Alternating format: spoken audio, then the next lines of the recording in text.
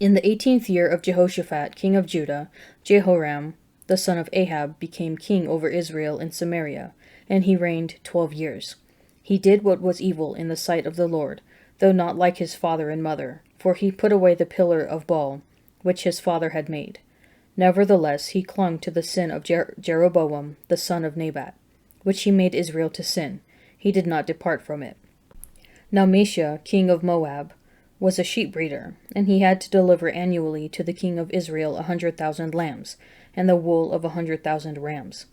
But when Ahab died, the king of Moab rebelled against the king of Israel. So King Jehoram marched out of Samaria at that time and mustered all Israel. And he went and sent word to Jehoshaphat king of Judah, "The king of Moab has rebelled against me. Will you go with me to battle against Moab?" And he said, "I will go. I am as you are, my people as your people, my horses as your horses." Then he said, "By which way shall we march?" Jehoram answered, "By the way of the wilderness of Edom." So the king of Israel went with the king of Judah and the king of Edom. And when they had made a circuitous march of 7 days, there was no water for the army or for the beasts which followed them. Then the king of Israel said, "Alas, the Lord has called these 3 kings to give them into the hand of Moab." And Jehoshaphat said, "Is there no prophet of the Lord here, through whom we may inquire of the Lord?" Then one of the king of Israel's servants answered, "Elisha the son of Shaphat is here, who poured water on the hands of Elijah." And Jehoshaphat said, "The word of the Lord is with him." So the king of Israel and Jehoshaphat and the king of Edom went down to him. And Elisha said to the king of Israel, "What have I to do with you? Go to the prophets of your father and the prophets of your mother." But the king of Israel said to him, "No, it is the Lord who has called these 3 kings to give them into the hand of Moab." And Elisha said, "As the Lord of hosts lives, whom I serve, were it not that I have regard for Jehoshaphat, the king of Judah, I would neither look at you nor see you. But now bring me a minstrel." And when the minstrel played, the power of the Lord came upon him, and he said, "Thus says the Lord, I will make this dry stream bed full of pools. For thus says the Lord, you shall not see wind or rain, but the stream bed shall be filled with water, so that you shall drink, you, your cattle, and your beasts. This is a light thing in the sight of the Lord. He will also give the Moabites into your hand, and you shall conquer every fortified city, and every choice city, and shall fell every good tree, and stop up all springs of water, and ruin every good piece of land with stones." The next morning, about the time of offering the sacrifice, behold, water came from the direction of Edom, till the country was filled with water.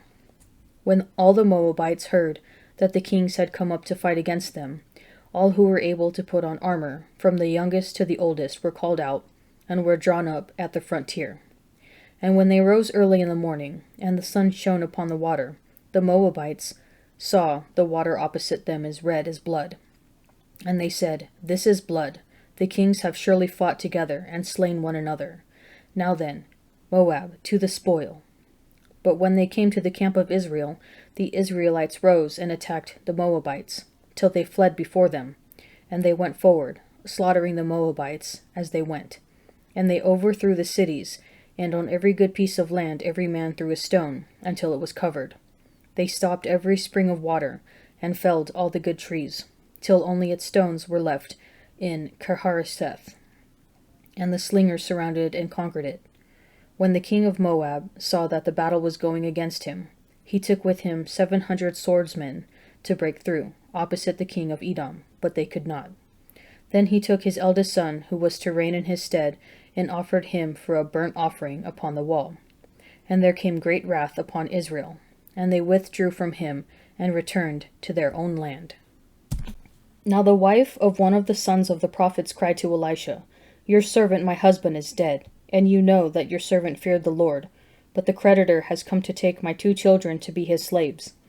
And Elisha said to her, "What shall I do for you? Tell me, what have you in the house?" And she said, "Your maidservant has nothing in the house except a jar of oil." Then he said, "Go outside, borrow vessels of all your neighbors, empty vessels, and not too few. Then go in and shut the door upon yourself and your sons, and pour into all these vessels, and when one is full, set it aside. So she went from him and shut the door upon herself and her sons, and as she poured, they brought the vessels to her. When the vessels were full, she said to her son, "Bring me another vessel." And he said to her, "There is not another." Then the oil stopped flowing. She came and told the man of God, and he said, "Go, sell the oil and pay your debts, and you and your sons can live on the rest." One day Elisha went on to Shunem, where a wealthy woman lived, who urged him to eat some food. So whenever he passed that way, he would turn in there to eat food. And she said to her husband, "Behold now, I perceive that this is a holy man of God, who is continually passing our way. Let us make a small roof chamber with walls, and put there for him a bed, a table, a chair, and a lamp, so that whenever he comes to us, he can go in there." One day he came there, and he turned into the chamber and rested there. And he said to Gehazi his servant, "Call this Shunammite." When he had called her, she stood before him, and he said to him, "Say now to her, See, you have taken all this trouble for us. What is to be done for you? Would you have a word spoken on your behalf to the king or to the commander of the army?" She answered, "I dwell among my own people." And he said, "What then is to be done for her?" Gehazi answered, "Well, she has no son, and her husband is old." He said, "Call her." And when he had called her, she stood in the doorway. And he said, "At this season, when the time comes round, you shall embrace a son." And she said, "No, my lord, O man of God, do not lie to your maidservant." But the woman conceived, and she bore a son about that time the following spring, as Elisha had said to her. When the child had grown, he went out one day to his father among the reapers. And he said to his father, "Oh, my head, my head." The father said to his servant, "Carry him to his mother." And when he had lifted him and brought him to his mother, the child sat on her lap till noon, and then he died.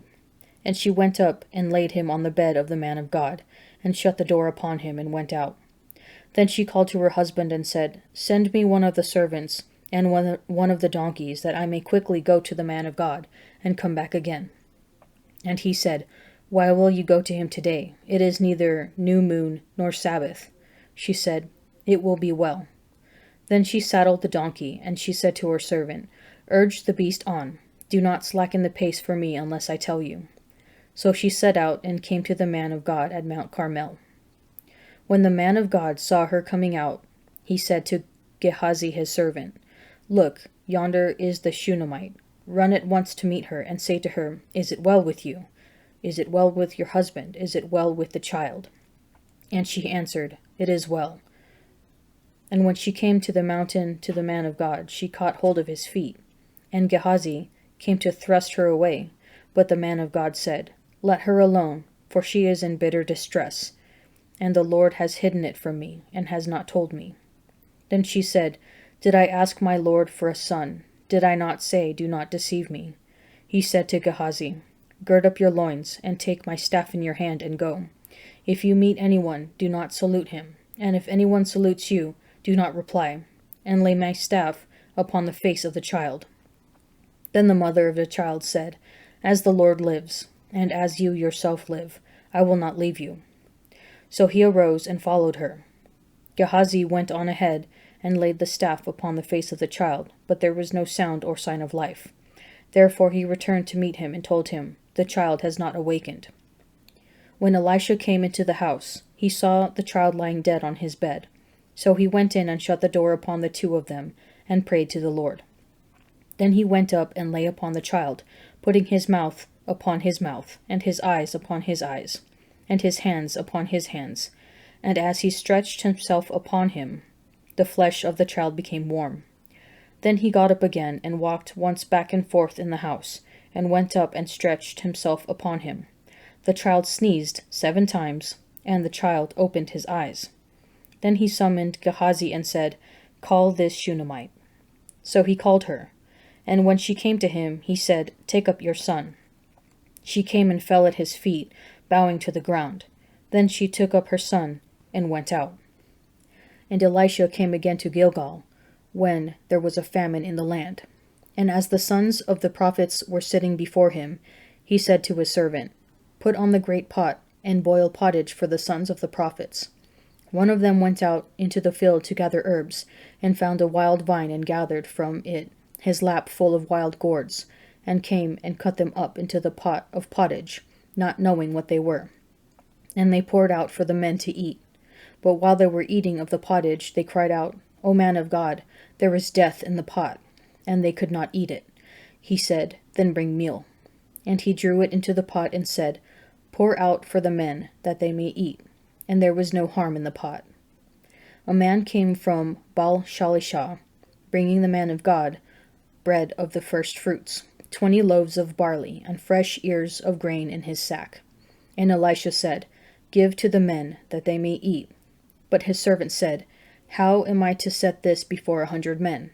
So he repeated, Give them to the men, that they may eat, for thus says the Lord, They shall eat, and have some left. So he set it before them, and they ate, and had some left, according to the word of the Lord.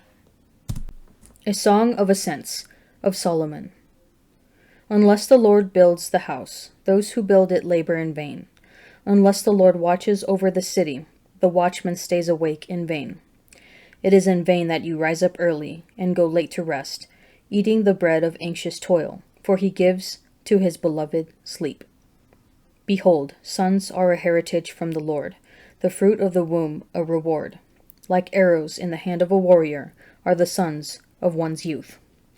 Happy is the man who has his quiver full of them. He shall not be put to shame when he speaks with his enemies in the gate. A Song of Ascents. Blessed is everyone who fears the Lord, who walks in his ways. You shall eat the fruit of the labor of your hands.